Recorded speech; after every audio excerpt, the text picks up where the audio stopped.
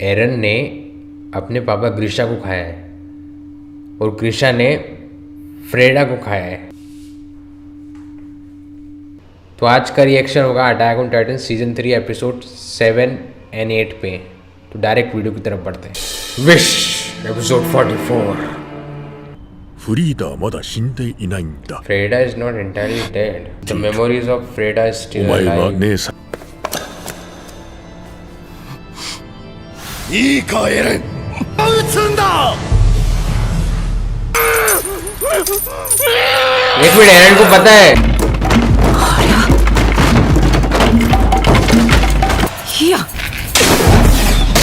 यार मैंने कभी ध्यान नहीं दिया, बस साचा भी बहुत कमाल किया। 深淵だ。煙が邪魔で的が絞れない。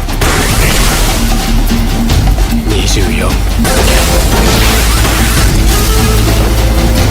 पर कैंडी की टीम में भी मतलब अच्छे खासे लोगों ने यार। 人立体起動装置の弱点の一つは三段の車線とアンカーの射出装置が同じ方向を向いていることにある。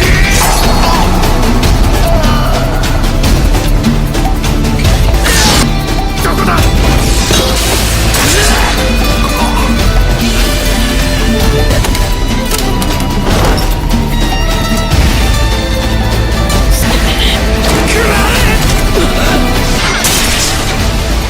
次の装填まで時間がかかること。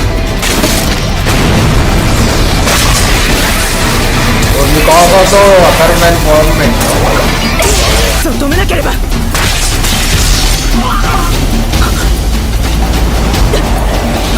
लीवाई अकरमैन। मेरे को देखना है अच्छे से इस बार लीवाई वर्सेस केनी। ここを突破されちゃ元も子もないんだな。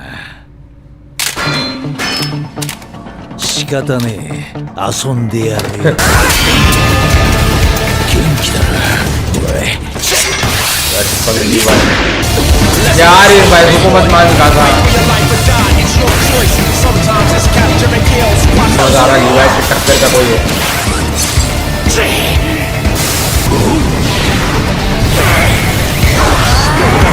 अभी से पता लीवाई ज्यादा पावरफुल है।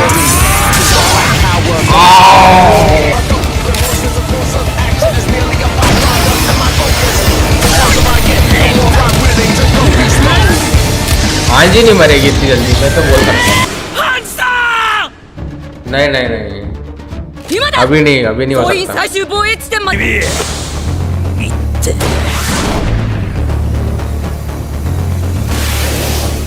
हाँ ये जगह क्या पूरे टाइटन क्रिस्टल पावर से बनी है? 近づきつつあるようだ。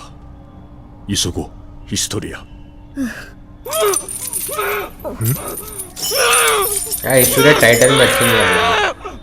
あるべき場所へ帰るだろう。ヒストリア。 एक मिनट, お前の中へとな。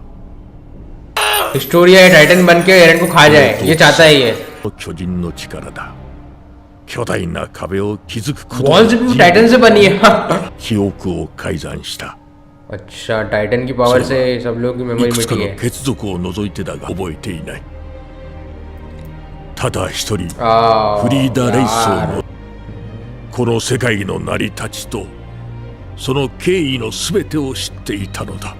मतलब फ्रेडा के पास और भी कई पावर्स それ थी। を手にした。 8 साल पहले 彼女の叔父に当たる私の弟を she ate her 食べた uncle. 時からだ。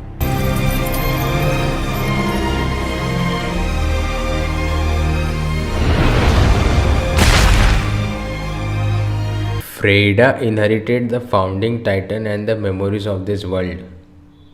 9年何代にもわた Has り been done 繰 for り返 years, され repeated て and きた。 passed through generations.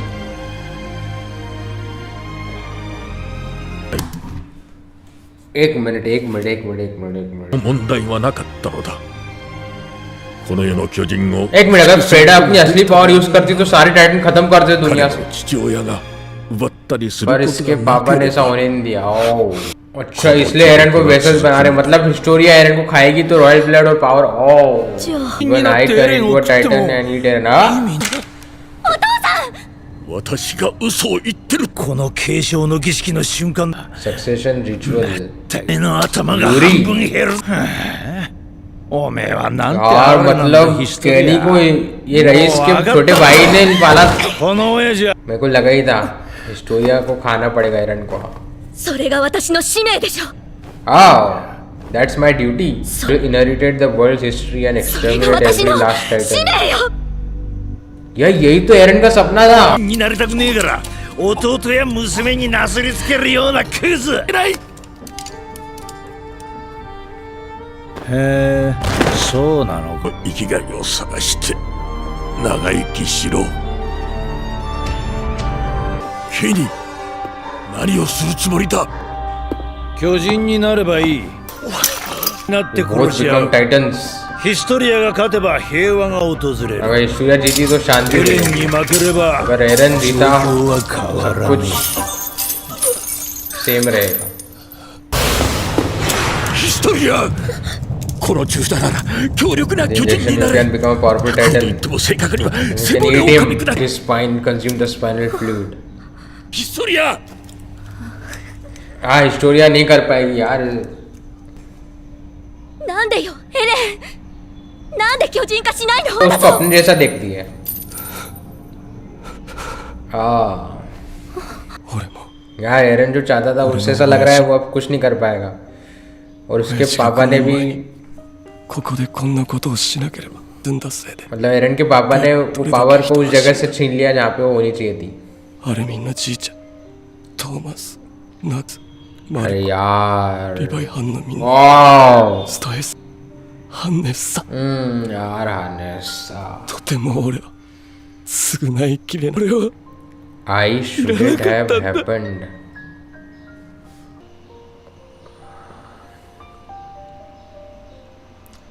Historia भी अकेली थी Let it end at your hand Eat 人類 me を救ってくれ Save humanity एरन को हमेशा हर सीजन में बस किडनैप ही कर लेते उसकी कोई औकात ही नहीं है あの時は私のことを普通 When の you やつだっ called て me 言 a ってく normal れて person I was so 嬉しかった happy よ Ah いいことしようとしてるだ so ろ you are trying to do something nice थोड़ी कैरेक्टर डेवलप्ड हिस्टोरिया है どうし ये てどうしてレイスケは100年もの間巨人を駆逐して人類を解放してあげなかったの ये तो मेरे को सोचा ही नहीं In the 巨人 walls に支配される世界にじている ये क्या बकवास है なぜかはわからない世界の記憶しかしそれが叶うことはなかった मतलब इनके पिताजी ने भी ये やが बात て नहीं 父 मानी は इनकी を理解したこの世界を作りこの世の断りを司るがわかるか神だ गॉड बन गए थे इतनी ज्यादा पावर थी 神と呼ぶ भाई एक भगवान रहे जो सबको कंट्रोल करे पर सबको आजाद ना करे टाइटन से 導いクリスタお前の生き方に口出しする権利は I want you to live a life you are proud of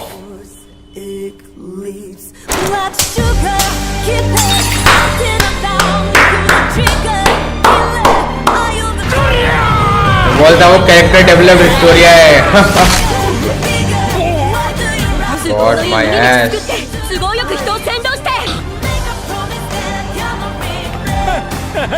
मतलब अभी जो हो रहा है वो 100 सालों में नहीं हुआ 面白い俺がこのまま行く यार हेरन से ज्यादा हिस्टोरिया मर्दानी लग रही है フリーダ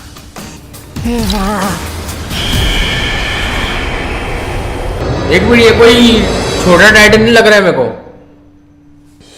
outside the walls of Orvud district episode 45道かクソ爆薬を残しとくんだったなここは絶対越えさせんなエレン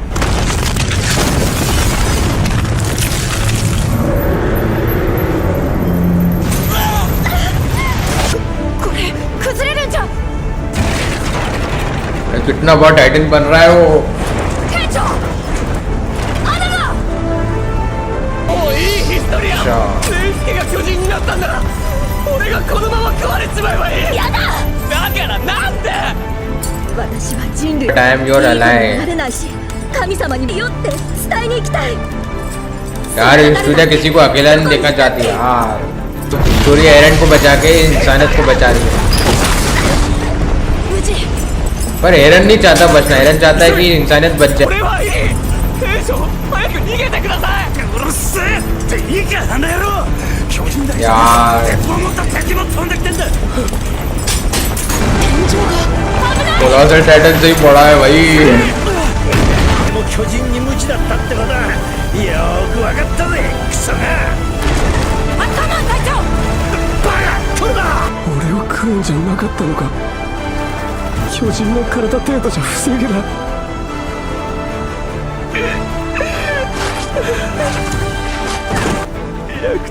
I have been nothing but useless. Ever since the very beginning, I was never the hope of humanity. てめえ一回だって自分の力一つでなんとかできたことあったがよ。弱気だな。初めてってわけじゃねえだろこんなの。無理だ。もう逃げられない。じゃあ何もせずにこのまま人類の敵だから。すまなく思う。 फिर से लीवाई बोल रहा है एरन चॉइस लो। एक बात तो एरन अपने लोगों को बहुत चाहता है। ごめんなさい。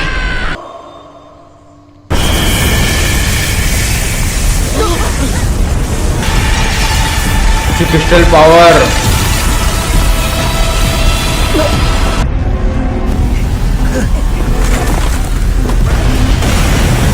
ये जमीन ढह गई भाई।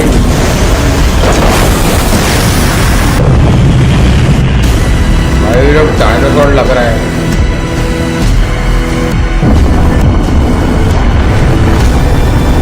この距離であの大きさとは奥底にも超大型巨人の2倍はある。壁なんてあ वो っ तो と खड़ा नहीं हुआ है फिर भी इतना बड़ा लग रहा है। 団長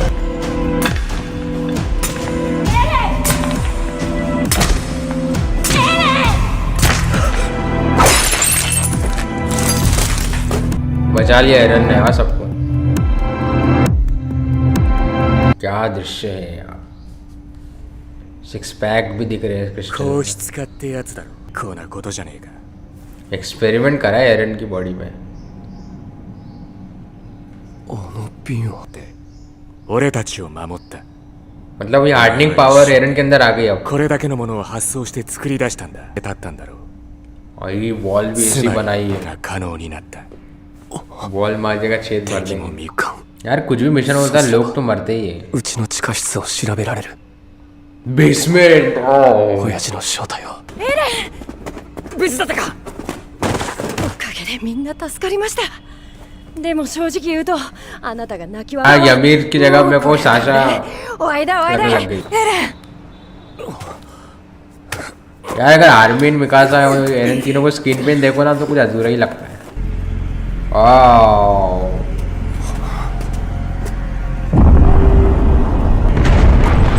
इसकी बॉडी है कि क्या है?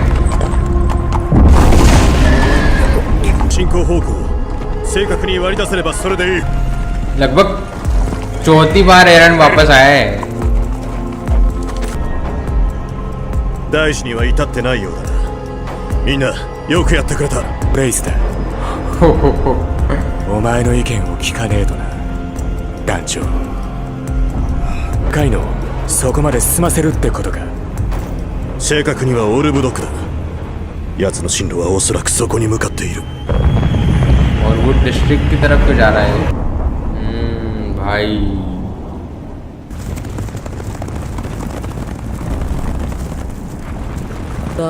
エレンの中にある巨人の力 founding titan and それ titan は power inside Eren. レイスケの血を引く者が持たない始祖の巨人の力を得ても初代王の思想に支配されもう巨人に食わせれば The Titan ロットレースは人間に戻ります。 will return to a human. 完全な始祖の巨人に戻すことまだ可能なんです。そんな。そうみてえだな。そりゃ人類が助かる道は見えてくると。 मतलब जो पहले किंग ने जो सबके दिमाग में डाला था उस चीज को चेंज करना है できていると。はい。こう改ざんされたら終わりです。 मतलब फिर से इंसानियत की मेमोरी मिट सकती 始 है। 祖の巨人の力に確かに今のロットレイスがエレンを हाँ फाउंडिंग टाइटन की まともに元 कितनी に पावर 戻 से る ये のか पता नहीं है। 巨人の力を取り上げている今の状態こそ人類にとって千載一遇の好機なんです。そう मतलब एरन के पापा 人類を救おうとした किंग के प्लान से दुनिया को बचा रहे थे। मतलब ग्रिशा ने アルミン जानबूझ के फ्रेडा みんな को を मारा 救い और たいなら父さんそうだよあのイエーガー先生が何も考え आर्मी को विश्वास है एरन के पापा ग्रिशा きっと人類を救う手助か室の鍵を託した मतलब जरूरी नहीं कि रॉयल लोगों का ब्लड ही चाहिए, इसके अलावा भी कोई और प्लान होगा। 選択肢は一つしかねえだろ少しはマシになってきたな僕も無理だろうつまり君のお父さんを殺すほかなく स्टोरिया な के い पापा को मारना पड़ेगा। स्टोरिया के परिवार में से एक ही बचा है वो, और वो भी इतना बेकार।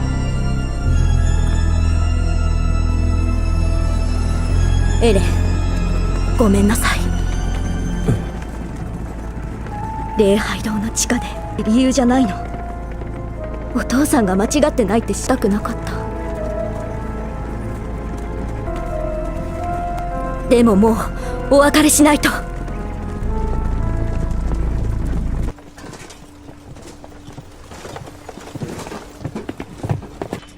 お前にやってもらうことがあるはいこんな多い継承者として हाँ, 女王になれ स्टोरिया बन जाएगी क्वीन। 女王様王冠を取り戻したって物語が必要なんだ私がなのにまたなんだ言いたいことがあるならはっきり言えあいや स्टोरिया पे वापस रिस्पॉन्सिबिलिटी आ जाएगी। この役目を与えるのはつまり स्टोरिया को ये लोग अलग अलग रोल नहीं देना かわい चाहते। そうかと女王ですね了解しました कैरेक्टर डेवलपमेंट तो हो गया है। बहुत टाइम बाद उसने सोल्जर के कपड़े पहने। 女王になったらあの When 地 you を are 殴って queen, you can punch that runt in the face. Oh, どうやって住 Irwin 人 का を अगला 避難させ प्लान। るつもりだ避難はさせません何住人にはこのまま एरविन खाली भी नहीं करवाना चाहता है उस जगह को।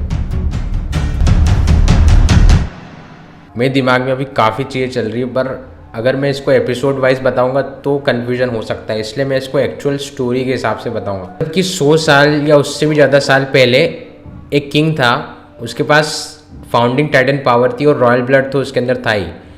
तो उसने उस पावर से सब लोगों की मतलब मेमोरीज़ है, जनता की मेमोरीज मिटा दी ताकि उन पर कंट्रोल पाया जा सके, उनको आसानी से कंट्रोल करा जा सके। और ये जो चीज़ है, ये फाउंडिंग टाइटन वाली पावर, ये उसने हर जनरेशन बांटी, और वही उनमें से एक जनरेशन थी रईस फैमिली वाली। और उसके अंदर भी जो रॉड रईस थे, उनके पिता से भी रॉड रईस ने पूछा था एक बार कि अगर इंसानियत इतनी दिक्कत में, मतलब टाइटन्स का हर जगह वो है आतंक है, तो उनको फाउंडिंग टाइटन पावर से ख़त्म क्यों नहीं कर दिया जाता। तो रॉड रईस के पापा ने ये उनको आंसर नहीं दिया था अच्छे से। तो रॉड रईस का जो छोटा भाई था, उसके अंदर ये फाउंडिंग पावर, उसके पापा की, रॉड रईस के पापा की फाउंडिंग टाइटन वाली पावर और मेमोरीज ऑफ द वर्ल्ड वाली पावर डाल दी, और रॉड रईस के छोटे भाई की पावर फ्रेडा में डाल दी। और ये जो डालने वाली प्रोसेस है, ये जो छोटा अभी का इंसान है वो बूढ़े वाले इंसान को खा जाता है, तब जाके वो पावर आती है फाउंडिंग टाइटन वाली। और फ्रेडा की जो पावर थी फाउंडिंग टाइटन वाली, वो तो अभी तक बहुत चलने वाली थी, क्योंकि फ्रेडा जवान थी, वो बूढ़ी नहीं थी। पर किसी ने ये नहीं सोचा था कि कोई अलग इंसान जो ब्लड लाइन का भी नहीं है, एक नॉर्मल इंसान है, वो एक ब्लड लाइन के इंसान को खा ले तो वो दोनों पावर उसके अंदर आ जाए। और ग्रिशा येगर ने वैसे ही करा। पर फिर एक चीज़ समझ नहीं आई मेरे को, अगर एरन के पापा ने एरन को बोला था ग्रिशा ने कि तुम्हें इंसानियत को बचाना पड़ेगा ताकि तुम मिकासा और आर्मिन को बचा सको, तो तुम्हें ये एबिलिटी अच्छे से सीखनी पड़ेगी। पर ग्रिशा येगर ने ऐसा क्यों करा? मतलब वो चाहते तो उनके पास फाउंडिंग टाइटन ब्लड लाइन दोनों आ गई थी अंदर, मेमोरीज पूरी दुनिया की आ गई थी, तो उनने खुद ही सारे टाइटन को ख़त्म क्यों नहीं कर दिया दुनिया से? उनने एरन को ही क्यों दी पावर? मतलब अगर उनको इंसानियत के लिए ये पावर छीननी थी रॉयल लोगों से, तो वो एरन को नहीं देते, वो खुद ही अपने पास रखते और खुद ही पूरी दुनिया चेंज कर देते। क्योंकि founding titan sir Rod Reiss बता रहा था बहुत ताकतवर पावर है, तो उनने एरन को ही क्यों दी? और क्योंकि एरन ने अपनी पापा ग्रिशा येगर को खा लिया, तो उसके अंदर फाउंडिंग टाइटन और मेमोरीज ऑफ द वर्ल्ड दोनों वाली पावर है। बस ब्लड लाइन वाली पावर नहीं है उसके अंदर। और एपिसोड 7 में भी रॉड राइस हिस्टोरिया को कंफ्यूज करने के लिए अलग तरीके से बताता है कि एरन को खा लो और तुम्हारी बहन फ्रेडा वापस आ जाएगी। और उस पॉइंट को बताने के लिए वो ऐसा बताता है कि पहले किंग ने जो सबकी मेमोरीज मिटा दी थी, कई मतलब उनके पीढ़ी दर पीढ़ी कभी भी किसी के पास फाउंडिंग टाइटन की पावर नहीं आई और सिर्फ फ्रेडा ही थी जिसके पास हटके पावर थी, इसलिए उसको रॉड राइस के छोटे भाई से पावर मिल गई उनको खा के, क्योंकि फ्रेडा स्पेशल थी। पर ऐसा नहीं था, ये उसने हिस्टोरिया को कंफ्यूज करने के लिए बताया था कि फ्रेडा स्पेशल थी इसलिए फ्रेडा को पावर मिल गई रॉड राइस के छोटे भाई की, और फ्रेडा के पास सब कुछ चेंज करने की पावर थी, ऐसा ये वो। पर एक्चुअल में ये पावर के लिए कोई स्पेशल होना ज़रूरी नहीं है, ये पावर किसी को भी मिल सकती है और कोई भी इससे पावरफुल बन सकता है अगर दोनों एक चीज़ कंडीशन हो जाए, ब्लड लाइन वाली और फाउंडिंग टाइटन वाले इंसान को खाने वाली। फिर एपिसोड 8 में भी उसको थोड़ा और अच्छे से बताया जाता है। हाँ जी बताती है कि एक्चुअल में जो रॉड राइस था वो हिस्टोरिया को झूठ बता रहा था, क्योंकि हिस्टोरिया के अंदर वो किसी भी तरीके से वो इंजेक्शन, वो पावर, वो सीरम ठूसना चाहता था। और इस चीज़ से वो जो किंग ने, एक्चुअल में किंग ने सिर्फ लोगों को अपनी पावर ट्रांसफ़र नहीं करी थी, उसने अपने जो पीढ़ी है उनके अंदर ऐसा दिमाग में डाल दिया था पावर से कि जो रॉयल लोग होंगे वही पूरी दुनिया पे रूल करेंगे और सबकी मेमोरीज हर सेंचुरी में मिटाते रहेंगे, हर दशक में मिटाते रहेंगे, ताकि हमेशा रूल करते रहे और उनका दबदबा हमेशा रहेगा, मतलब एक तरीके से हज़ारों लाखों साल तक। ये उस किंग का प्लान था, इसलिए उसने सबकी मेमोरीज में ये डाल दिया कि रूल करो और तभी तुम्हें शांति मिलेगी। और रॉड राइस का कोई मेरे ख्याल से अलग प्लान नहीं होगा, उनका भी यही होगा, क्योंकि उनका भी ब्रेन वॉश वो पहले किंग के टाइम से ही है, एन्चेंटमेंट स्पेल उनके दिमाग में अभी है, तो ब्रेन वॉश है ही उनका। पर थैंक्स टू यमी हिस्टोरिया का कैरेक्टर डेवलपमेंट हो गया, तो हिस्टोरिया ने जो चीज़ करी वो मतलब 100 साल में नहीं हुई। इस बार रॉयल इंसान किसी किंग की विल पे नहीं चलेगा कि सबको कंट्रोल करो, तो हिस्टोरिया ने वो पावर एरन के अंदर ही रेन दी, फाउंडिंग टाइटन वाली पावर। और power of the titans, Titan की नॉर्मल वाली पावर जिससे टाइटन बन सकते, वो तो ग्रिशा येगर ने डाल ही दी थी एरन के अंदर इंजेक्शन डाल के। और एपिसोड 7 में केनी भी बोलता है कि जो रॉड राइस का छोटा भाई था यूरी, उसने केनी को अपने साथ रखा था, उसकी बहुत मदद करी थी, उसको एक तरीके से पाला था केनी को, क्योंकि केनी गरीब था।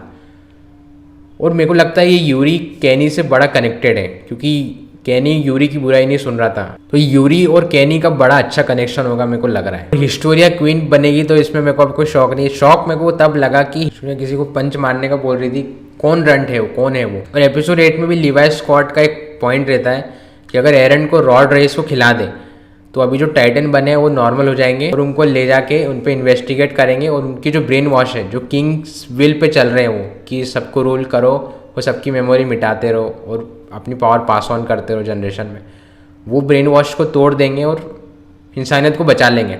ये लिवाई और लिवाई टीम का मतलब प्लान था, पर मिकासा ऑब्वियसली इस पर मतलब एग्री करेगी ही नहीं। वो हिस्टोरिया ने भी एक सही पॉइंट दिया कि इसका कोई एविडेंस नहीं है कि अगर एरन को रॉड राइस को खिला देंगे तो वो नॉर्मल इंसान बन जाएंगे, और इसका भी कोई एविडेंस नहीं है कि एक्चुअल में फाउंडिंग टाइटन में कितनी पावर रहती है या कितनी तरीके की पावर रहती है, ऐसा कहीं बताया तो नहीं है। अगर फिर भी मान के चलते कि फाउंडिंग टाइटन के अंदर मेमोरीज वाली पावर रहती है, किसी की याददाश्त के साथ खेलने की, ऐसा कह सकते हैं कि फाउंडिंग टाइटन में बहुत बड़ा टाइटन बनने की पावर है, किसी की भी याददाश्त के साथ खेलने की पावर है, भले वो कितने भी सारे लोग भी गुना हो, और किसी के अंदर ऐसी चाह डाल देना, ऐसी विल डाल देना कि जैसा मैं चाहता हूँ सैकड़ों हज़ारों साल तक वही चीज़ बाकी लोग भी चाहें। एक और सवाल आता है कि जो फेक गवर्नमेंट थी, क्या उसको ये फाउंडिंग टाइटन और ये सब चीज़ों के बारे में पता था, ब्लड लाइन ये सब? पर एरविन को बोलते हुए मैंने सुना था कि वो लोग मेमोरीज मिटा रहे हैं सब लोगों की, तो अगर फेक गवर्नमेंट ऐसा कर सकती है तो उनको ही पता होगा ये फाउंडिंग टाइटन की पावर के बारे में।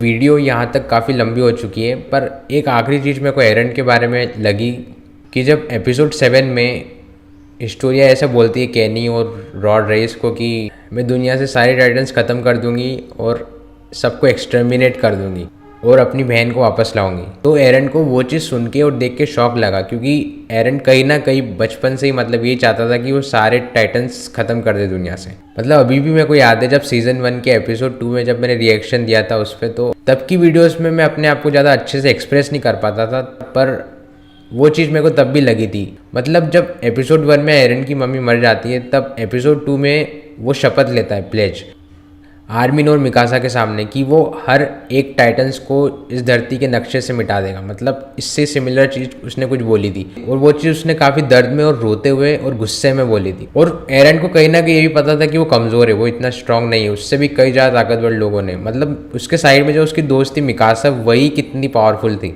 जहाँ एरन एक बक्सा नहीं उठा पाता था, वो 3 बक्से एक के ऊपर एक साथ ले जाती थी मिकासा। तो एरन को पता था कि वो वीक है, वो कमज़ोर है। और ये शपथ लेने के पहले भी मतलब एपिसोड 1 में ही बताते कि ऐसी स्टोरीज बताते कि आर्मिन ने एरन को बताया एक बुक में कि दुनिया में कितनी अलग अलग जगह है, दुनिया में समुंदर है, बड़ी बड़ी जगह है जहाँ पे दूर दूर तक कोई भी वॉल्स नहीं है, एकदम खुली जगह है। तो एरन को ना ही सिर्फ टाइटन ख़त्म करने की एक इच्छा थी, बल्कि दुनिया देखने की भी इच्छा थी कि वॉल्स के बाहर एक्चुअल में कितनी आज़ादी, कितनी बड़ी दुनिया है। ये तो बहुत गहरी इच्छा, मतलब टाइटन्स को मारने वाली और बाहर दुनिया देखने वाली, ये एरन के अंदर बहुत अंदर तक है। पर जब एरन को पता चलता है कि उसके मरने से इंसानियत बच जाएगी और सब कुछ ठीक हो जाएगा, तो इसलिए वो हिस्टोरिया को रोते हुए बोलता है कि मुझे मार दो और बहुत अच्छा हो जाएगा। और वो सीन देख के काफ़ी बुरा लगा कि एक तरीके से वो अपने बचपन के सारे सपनों को, सारे जो उसकी चाहत थी, उन सबको मार रहा था हमेशा के लिए। उसको गिल्ट था, पश्चाताप भी था कि अभी तक वो ताकतवर भी नहीं बन पाया, वो मरेगा तभी कुछ ठीक हो सकता है। तो इन सब सच्चाइयों की वजह से उसके सपने उसको टूटते हुए दिखाई दे रहे थे अपने सामने, इसलिए वो रो रहा था और कहीं ना कहीं सेल्फ पीटी हो रहा था, मतलब अपने आप को दोष दे रहा था या अपने आप को किसी काम का नहीं समझ रहा था। तो वो चीज़ देख के मतलब बहुत एक अलग ही बुरा लगा। मतलब इसको देखकर प्रूफ होता है कि अभी तक एरन का कैरेक्टर डेवलपमेंट बिल्कुल भी नहीं हुआ है, अभी वो कुछ खास कुछ भी बदल नहीं पाया है। यहाँ तक कि अभी जस्ट उसकी किडनैपिंग के पहले केनी और उन लोगों ने जब एरन किडनैप करा था, उसके जस्ट पहले सीजन 2 के एंड में उसका ही सबसे क्लोज इंसान उसके मम्मी पापा के बाद हानेस, और उसकी मौत हुई, पर फिर भी एरन कुछ नहीं कर पाया, उसको बचा भी नहीं पाया, जब उसके पास टाइटन पावर भी थी। फिर भी मेरे को ऐसा लग रहा है कि जो जितना भी गिल्ट है, पश्चाताप है, सेल्फ डाउट है, सेल्फ पिटी, मतलब वो चाह कर भी बदल नहीं पा रहा है। एक तरीके से उसके इमोशन ने उसको बांध के रखा है, उसको जकड़ लिया पूरी तरीके से। तो एरन का वो चेन से बंधे होकर रोना, वो चीज़ काफ़ी डार्क एंड डिप्रेसिंग थी। तो जब एरन ऐसी चीज़ें बोलता है, ऐसी सेल्फ पीटी वाली, सेल्फ डाउट वाली, तो मैंने कई वीडियोस में देखा जब अटैक ऑन टाइटन नया नया आया था तो लोग एरन को हेट करते थे, क्योंकि तब के व्यूवर्स के हिसाब से एरन जब भी स्क्रीन पे आता था तो उनके लिए एक तरीके से सरदर्द देता था। और मैंने भी उसको सीजन 1 से अभी तक देखा, पर मेरे को उसका कैरेक्टर परेशान करने वाला नहीं लगा, बल्कि उसका कैरेक्टर काफ़ी रियल लगा। मतलब एक्चुअल में लोग नहीं बदलते हैं, और या फिर बदलना कितना मुश्किल रहता है। एक तरीके से अभी तक एरन का कैरेक्टर देख के रियलिटी पता चलती है कि एक्चुअल में कैरेक्टर डेवलपमेंट का होना कितना मुश्किल रहता है। ये कोई बहुत आसान बात नहीं है। ये ऐसा नहीं है कि आप कोई नॉर्मल शो देख रहे हो और फिर बड़े आराम से बड़ा अच्छा कैरेक्टर बन गया। एरन का ऐसा कैरेक्टर ना ही सिर्फ रियल लगेगा, बाकी कई लोग इससे रिलेट भी कर पाएंगे। एरन के अंदर दर्द तो बहुत ज़्यादा है भर भर के, पर फिर लगता है कि उसका कैरेक्टर डेवलपमेंट अगर होना चाहिए तो उस गिल्ट, उस पश्चाताप, उस दर्द के बराबर का होना चाहिए।